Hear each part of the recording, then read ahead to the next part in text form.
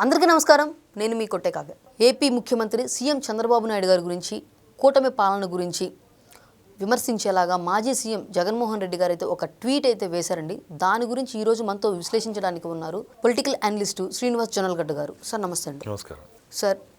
బాబు surety మోసం guarantee అంటూ మాజీ సీఎం జగన్మోహన్ రెడ్డి గారు అయితే ఒక ట్వీట్ అయితే కూటమి ప్రభుత్వాన్ని విమర్శించేలాగైతే చేశారు. నిజంగా ఈ ఫ్రీ బస్ అనేది ఒక చిన్న పథకమా? ఈ చిన్న పథకానికి కూడా ఇంత జాప్యం చేయాలా అని చెప్పనైతే జగన్మోహన్ రెడ్డి గారు అడుగుతున్నారు. దీని గురించి మీరేమంటారు? బాబు షూరిటీ మోసం గ్యారంటీ అనేది మనం రెండు పదాలుగా రెండు వ్యక్తులకు ఆపాదించాలి. దీన్ని బాబు షూరిటీ అది నిజమే, మోసం గ్యారంటీ అనేది జగన్మోహన్ రెడ్డిది. ఇది మనం విడిగా చూడాలి దాన్ని. బాబు షూరిటీ అది నిజమే, షూరిటీ ఇచ్చాడు. ఇవాళ అందరికి కూడా అందుబాటులోకి వచ్చినాయి 6 పథకాలు బ్రహ్మాండంగా సక్సెస్ఫుల్గా వెళ్తాయి. అది బాబు షూరిటీ. మరి మోసం గ్యారంటీ ఎవరిది? జగన్మోహన్ రెడ్డిది. ఎలా అంటే, నేను అధికారంలోకి రాగానే మద్యపాన నిషేధం అని గట్టిగా చెప్తున్నాను అన్నాడు. గట్టిగా చెప్పి ఏం చేశాడు? 5 ఏళ్ల పాటు మద్యం ఏరులై పారించాడు. అది కూడా విషతుల్యమైన మద్యం, 30,000 మంది మరణానికి కారణమైన మద్యం, 30,000 తాళిబొట్ల కారణమైన మద్యం, కొన్ని వేల కిడ్నీలు ఫెయిల్యూర్ అవ్వడానికి కారణమైన మద్యం, కొన్ని వందల వేల మంది లివర్స్ బాధపడటానికి కారణమైన మద్యం, అలాగే బ్రెయిన్ స్ట్రోక్తో చనిపోవడానికి కారణమైన మద్యం. మరి ఎవరిది ఆ పాపం? తందే కదా, జగన్మోహన్ రెడ్డి కదా. ఏం చెప్పాడు? సంపూర్ణ మద్యపాన నిషేధం అని కూడా గట్టిగా చెప్తున్నాను అన్నాడు. దానికి సమాధానం ఏది? చేశాడా? పైగా రెట్టింపు రేట్లు వేసాడు కదా. రెట్టింపు రేట్లు పెట్టేసేసి విషయాన్ని ప్రజల్లోకి ఎక్కించాడు. సో ఇప్పుడు క్షమాపణ చెప్పాల్సింది తెలుగు జాతికి జగన్మోహన్ రెడ్డి గారు. సరే, ఒకవేళ మద్యం మీద నిజంగా ఆదాయం తీసి ప్రభుత్వానికే ఇచ్చాడా అంటే అది జరిగిందా? అక్కడ కదా మోసం గ్యారంటీ. ఏం జరిగింది అక్కడ? నువ్వేం చేసావు? డిజిటల్ పేమెంట్స్ చేసే అవకాశం ఉంటే దాన్ని పక్కదారి మళ్లించి నీ ప్రభుత్వ ఖజానాకి వెళ్లాల్సిన మొత్తం డబ్బంతా 3,500 కోట్లని నీ ఖజానాలోకి నువ్వు మళ్లించుకున్నావు. ఇది కదా మోసం గ్యారంటీ అంటే. మోసం గ్యారంటీ అంటే ఇదంటారు. అలాగే లిక్కర్ మాఫియా అదొక మోసం గ్యారంటీ, మైనింగ్ మాఫియా స్కామ్ అదొక మోసం గ్యారంటీ, రైస్ స్కామ్ అదొక మోసం గ్యారంటీ. అలాగా ఎన్ని గ్యారంటీలు ఉన్నాయి మోసం గ్యారంటీలు వీళ్ళు చేసినాయి? మోసం గ్యారంటీలు ఇవన్నీ గ్యారంటీగా చేసిన మోసాలు. సో వీళ్ళకి అర్హత లేదు జగన్మోహన్ రెడ్డికి ముందు మాట్లాడటానికి. ఎన్ని మాయ మాటలు చెప్పి ఒక్క ఛాన్స్ అని చెప్పి వచ్చి ఎన్ని వాగ్దానాలు ఇచ్చి ఆ రోజుని మరి ఉద్యోగస్తులకు ఇచ్చిన వాగ్దానాలు ఏమైనాయి? రాగానే నేను సిపిఎస్ రద్దు అన్నాడు కదా, చేశాడా? అది మోసం గ్యారంటీ కదా. ఇలా లిస్ట్ చెప్పుకుంటూ వెళ్తే కొన్ని వందలు ఉన్నాయి ఆ మోసం గ్యారంటీలు. సరే, మొత్తానికి మరి ఈ మహిళలకు సంబంధించి అయితే ఈ స్త్రీ శక్తి అనే పేరుతో అయితే ఏపీలో ఫ్రీ బస్సు ఆ విషయానికే వస్తున్నాడు. ఇప్పుడు అతను దాంట్లో కూడా చెప్పాడు, చిన్న పథకం అన్నాడు. 2,000 కోట్లు ఖర్చు పెట్టి సంవత్సరానికి ఇస్తున్న పథకం చిన్న పథకం అంట. అంటే ఇతనికి ఎలా ఉందంటే 500 కోట్లు పెట్టి అక్కడ ఒక భార్య కోసం అని చెప్పి ప్యాలెస్ కట్టించేసాడు ఋషికొండలో. అంటే నీకు డబ్బులు ఎక్కువ ఉన్నాయి కాబట్టి నీకు అది చిన్నది. అది ఇవన్నీ చిన్నగా కనిపిస్తూ ఉన్నాయి. 500 ఇప్పుడు ఇవాళ ప్రజాధనం దుర్వినియోగం అయిపోయింది కదా. ఏటా అక్కడ ఋషికొండ ఈ కట్టడం కట్టక ముందు 7 కోట్లు ఆదాయం వచ్చేది టూరిజం మీద.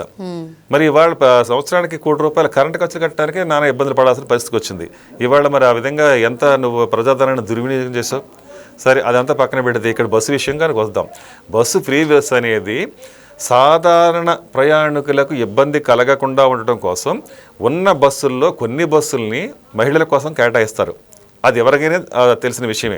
ఎందుకంటే సాధారణ ప్రయాణికులు వాళ్ళు డబ్బులు పెట్టి వాళ్ళు టికెట్ కొంటున్నారు కాబట్టి వాళ్ళు స్త్రీలైనా పురుషులైనా దూర ప్రయాణికులైనా వాళ్ళ సౌకర్యాలకి ఇబ్బంది కలిగించకూడదు అనేది కామన్ సెన్స్. అది ఇప్పుడు ఇలాంటి ఫ్రీ బస్సు తెలంగాణలో కావచ్చు, లేకపోతే ఇతర రాష్ట్రాల్లో కూడా అక్కడక్కడ ఉన్నాయి. మరి వాళ్ళు కూడా సేమ్ అన్ని బస్సుల్లో ఇచ్చారా? ఇలా కొన్ని బస్సుల్లో ఇచ్చారు. ఎక్కడైనా అది జరిగింది. మీరు తెలంగాణ చూసినా అది జరుగుతుంది, లేకపోతే కర్ణాటకలో ఎక్కడైనా సరే ఫ్రీ బస్ అనేటప్పటికల్లా అక్కడ ఒక రకంగా చెప్పాలంటే అక్కడ మొదట్లో ఫెయిల్ అయ్యారు. తెలంగాణ విషయంకి వచ్చేటప్పటికి ఏమైందంటే ఉన్న పళ్ళంగా అమలు చేసేటప్పటికల్లా బస్సులు సరిపడా లేకపోవడం వల్ల నానా ఇబ్బందులు పడ్డారు. స్త్రీలు జుట్లు పట్టుకుని కొట్టుకునే పరిస్థితికి వచ్చారు. అంటే ఆ రోజున అంత గందరగోళం అయిపోయింది. సో ఇవన్నీ ఇక్కడ చూశారు కాబట్టి అవన్నీ ఆ సంఘటనలన్నీ ఇక్కడ ప్రభుత్వం అధికారంలోకి రాగానే మొట్టమొదటి దీని మీదే ఒక కమిటీ వేసుకుని అసలు ఎన్ని బస్సులు అవసరం అవుతున్నాయి, ఫ్రీ బస్ ఇవ్వాల్సి వచ్చినప్పుడు మనకు ఉన్న బస్సులు ఎన్ని, రోడ్ల పరిస్థితి ఏంటి, అవన్నీ చూసిన తర్వాత రోడ్లు ఎంత దుస్థితిలో ఉన్నాయి అందరికీ మనకు తెలిసిన విషయమే. ఆ రోడ్డు మీద అసలు 2 వీలరే తిరగలేని పరిస్థితి ఆంధ్రాలో రోడ్లు అలా అంత దిగజారు చేశారు.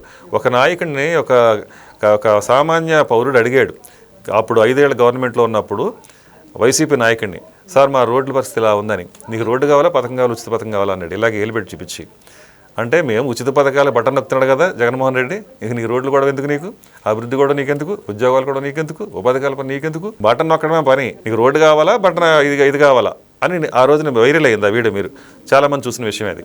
సో ఇలాంటి అరాచకత్వంతో నడిచిన ప్రభుత్వం ఇప్పుడు ఇలాంటి మాటలు మాట్లాడుతుంది. సరే మనం విషయానికి వద్దాం. ఈ బస్సుల విషయంకి వచ్చేటప్పటికల్లా ఆ రోజున 5 సంవత్సరాల్లో రోడ్ల దుస్థితి తెలుసు కాబట్టి ఈ వచ్చి రాగానే ప్రభుత్వం ఏం చేసింది, ముందు ఫస్ట్ రోడ్లు బాగుపడాలి, అందువల్ల దాని మీద కొంత కేటాయించి ఆ రోడ్లు బాగు చేసే కార్యక్రమం, కొత్త రోడ్లు వేయడం కానీ ఉన్న రోడ్లు బాగు చేయడం కానీ చేశారు.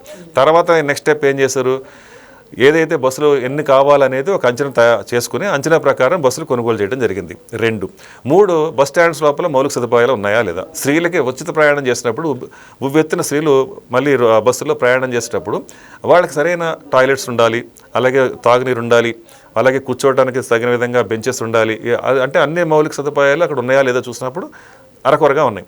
సో ఆ ప్రభుత్వం ఏమైనా ఎక్కడ కొత్తగా నిర్మించింది ఏది లేదు కాబట్టి సో వాటి మీద దృష్టి పెట్టి అవన్నింటినీ ఒక్కొక్కటి చేసుకుంటూ వచ్చింది. తర్వాత బస్సులో ప్రయాణం చేసేటప్పుడు మహిళల పట్ల ఎలా ప్రవర్తించాలి, ఇదంతా ఒక ట్రైనింగ్ కింద అధికారులందరూ కలిసి మిగతా కింద స్థాయి కండక్టర్స్కి కానీ డ్రైవర్స్కి కానీ శిక్షణ తరగతులు నిర్వహించడం జరిగింది. ఇవన్నీ ఒక క్రమ పద్ధతిలో చేసుకుంటూ రావటం వల్ల అక్కడ ఎక్కడ తొడతొక్కడి లేకుండా, ఎక్కడ ఇబ్బంది కలగకుండా, మహిళలు అసౌకర్యానికి గురి కాకుండా ఉచిత బస్సు ఇచ్చిన తర్వాత వాళ్ళు హ్యాపీగా వాళ్ళు ప్రయాణాలు చేసుకునే విధంగా ఆ నిర్ణయాలు తీసుకున్నారు కాబట్టి కొంచెం సమయం అయితే తీసుకోవడం జరిగింది. దానికి భూతత్వంలో పెట్టి చూపిస్తున్నాడు, మీరు అనుకున్న టైంకి ఇచ్చారా, మీరు ఇప్పుడు ఇచ్చారా, అది ఇదని. సో దానికైతే ఈ వివరణ ప్రజలకు తెలుసు, ప్రజలకే ప్రభుత్వం చెప్పుకుంది ఈ కారణాల వల్ల మేము ఇది జాప్యం జరిగింది అనేది.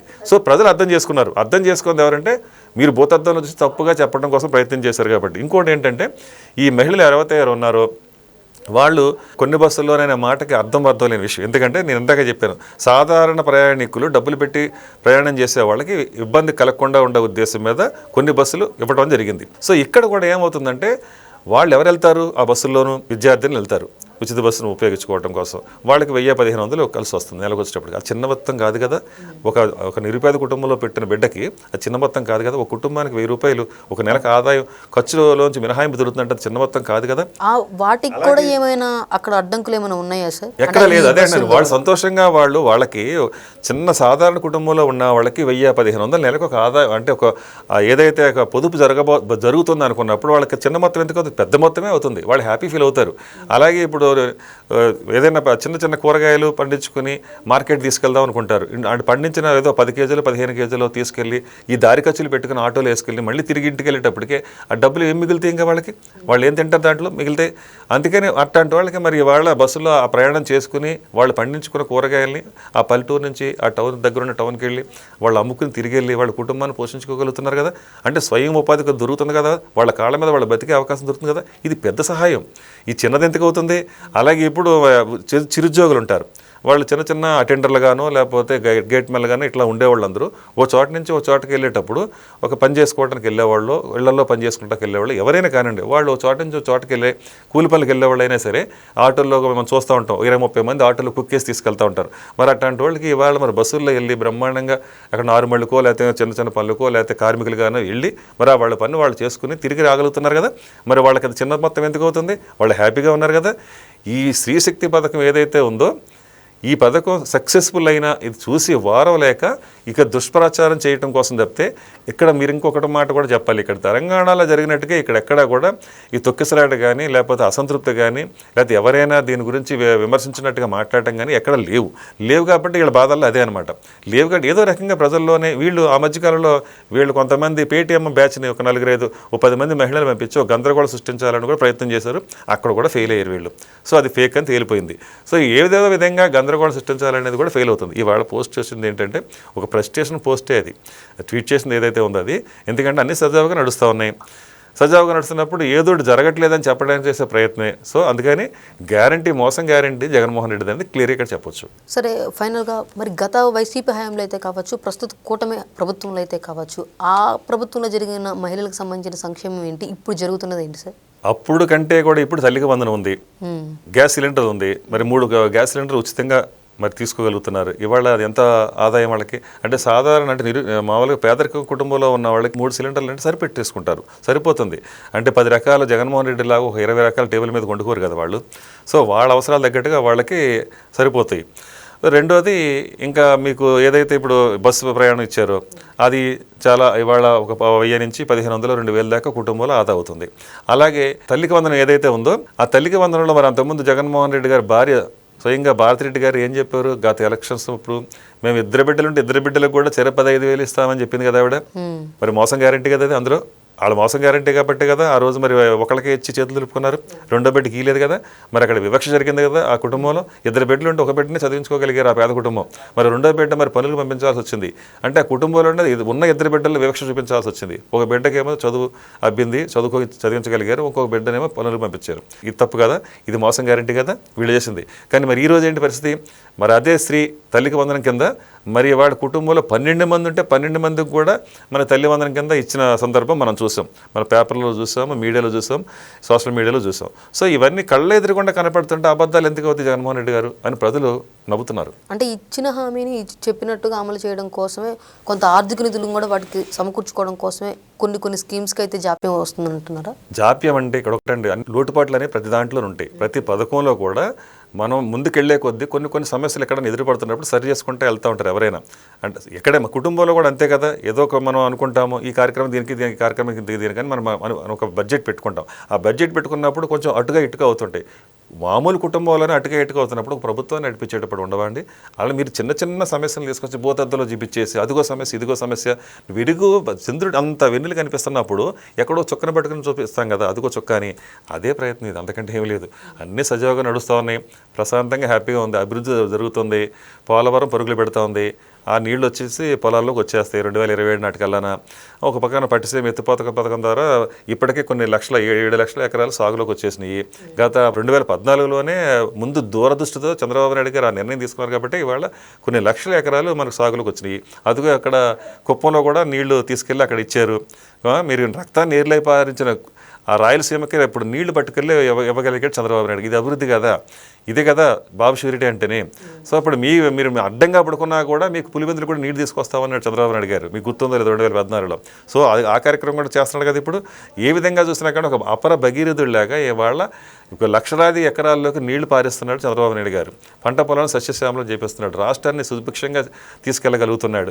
ఈ విధంగా బాబు షూరిటీ అంటే ఇంక అదే కదా, మోసం గ్యారంటీ అంటే జగన్మోహన్ రెడ్డిది. అందుకని దీన్ని విడిగా చూడాలి. బాబు షూరిటీ ఇచ్చాడు కాబట్టి ఇవాళ ప్రజలు సంతోషంగా ఉన్నారు. నువ్వు మోసం గ్యారంటీ అనే నువ్వు ముందుకు వచ్చావు కాబట్టి ఇవాళ ఇన్ని స్కాముల్లో ఇరుక్కొని ఇవాళ ఆ మోసం చేసావు కాబట్టి ఇవాళ జైలుకి బెయిల్కి తిరగాల్సి వస్తుంది.